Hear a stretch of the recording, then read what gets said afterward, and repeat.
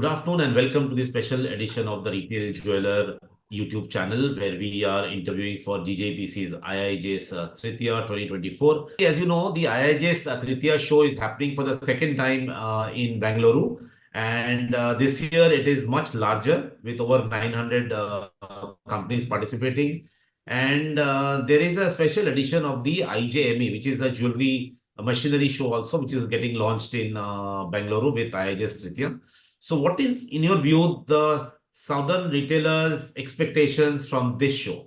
Samit, if the question is on the machinery and the equipment and the advancement in manufacturing techniques as well as in retail area, I think there is a lot one can probably be in touch with, because if we are not in touch with what's happening and what's available in the world, whether it is from India or anywhere else coming in from the other parts of the world, where there are a new technology opportunities for retailers as well as manufacturers, even wholesalers, for example, if they want to showcase their products, in what way can one do better than what we are doing.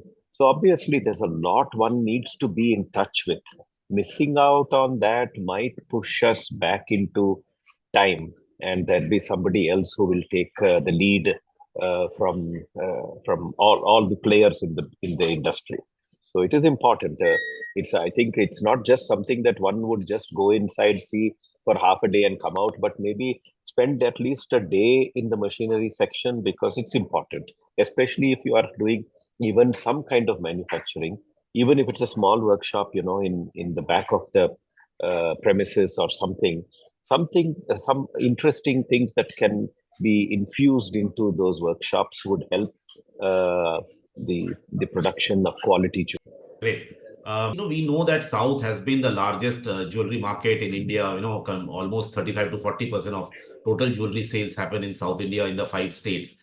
Now, given that scenario, and it has been consistently improving, every year on year, what are the kind of product trends in jewelry which you have been seeing? And what will be your advice to the manufacturers, especially, creating special lines and they're coming from all over Indian manufacturing centers to Bangalore for this show and exhibiting? Well, we're considering there are so many trade fairs today.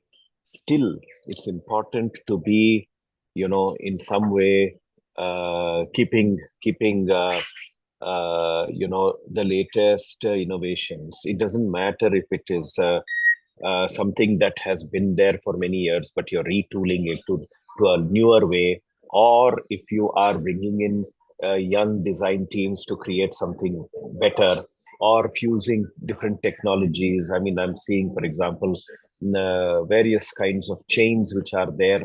Earlier it was different, but now you're getting a far more stamping and kind of chains which are very different from normal. So I think manufacturers are trying very hard, and they are bringing a lot to the table. I think the biggest challenge is to manage the merchandise and the inventory to have a wide variety and depth and combat the competition that is there.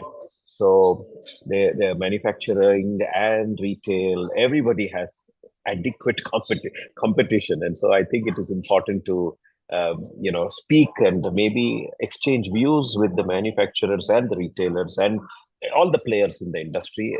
Maybe there's something that we have to take home, because recently, when some of our teams went out into some fairs recently, they came back with a 4 or 5 page note typed out, which we had to see very detailedly to say, hey, these are things that we need to make changes in.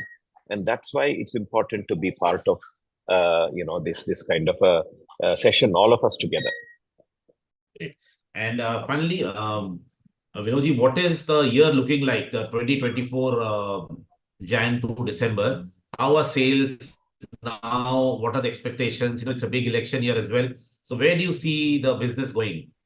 Fortunately, if I look back, we are, closing the March figures. We are going towards the projections of March now to see how we have fared.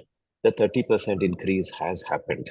So, but considering that there are elections coming up now in the month of April, May, and then there is going to be some kind of movement of goods, some kind of difficulties that one might face or may not face. So some effect would be there in this year to that extent, but I believe the rebound will happen because the election result seems to be robust. It seems to be quite almost like foregone conclusion kind of thing.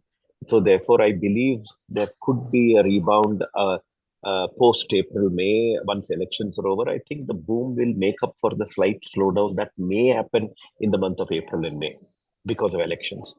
But overall, I think the consumer sentiment is strong. The preferences are changing. The new generation is coming in. So definitely, I'm quite positive.